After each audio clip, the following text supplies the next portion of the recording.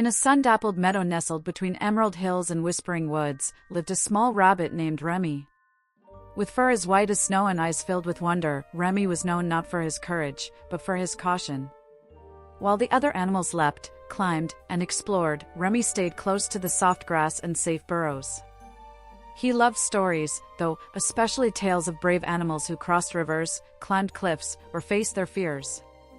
But Remy would always sigh and whisper, "That's not me." One spring morning, the forest buzzed with excitement.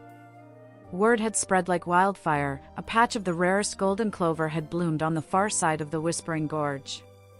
It only appeared once every 10 years. To rabbits, it was the most delicious, magical treat, said to bring not only flavor but courage to the timid. All the forest animals talked about it, but there was one problem: the only way to reach the clover was to cross a narrow log stretched across the gorge. The gorge was deep, its rocky sides hidden by mist, and the wind that flowed through it sang a haunting tune. Remy's ears perked at the mention of the golden clover. His mouth watered, but more than that, his heart yearned for the courage it was said to give. Yet the thought of crossing that log chilled him. One slip, and down he would go. The next morning, animals began their journey to the gorge. Squirrels, deer, birds, and even a fox set out with excited chatter.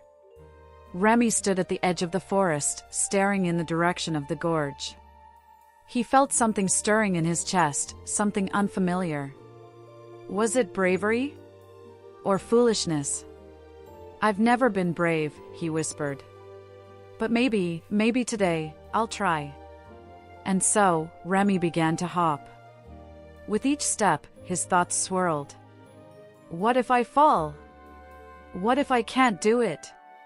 But louder than his fear was a softer voice: "What if you can? What if you're braver than you believe?" When Remy reached the gorge, he froze. There it was, the log bridge.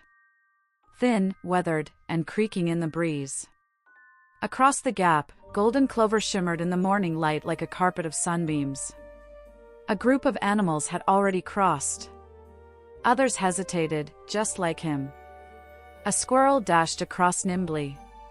A deer carefully walked, hooves trembling. Then, silence. All eyes turned to Remy. The log stretched ahead like a test. Below, nothing but mist. His tiny paws shook. His breath came in short bursts. "I can't," he murmured, turning back. But then, he heard a voice. A soft chirp from a bird nearby. "You don't need to be fearless to be brave. Just believe you can." Remy looked up. He swallowed. And then, he stepped onto the log. His heart pounded like a drum. One paw after another. He kept his eyes fixed on the clover. Wind tugged at his ears. The log creaked. His legs wobbled. Halfway across, he froze again. The wind howled. The gorge seemed to spin.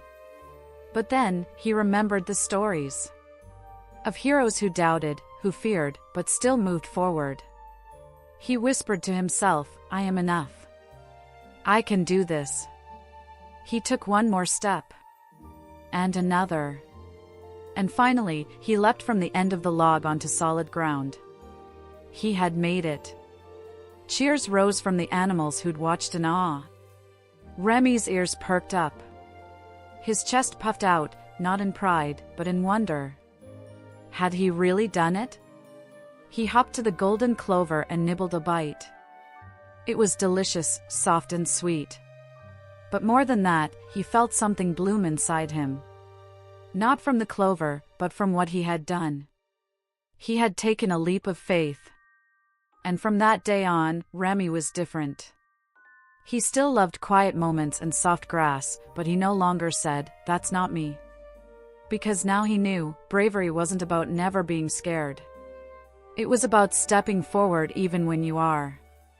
And every 10 years, when the golden clover bloomed again, the story of Remy, the rabbit who took the leap, was told to every young creature in the forest.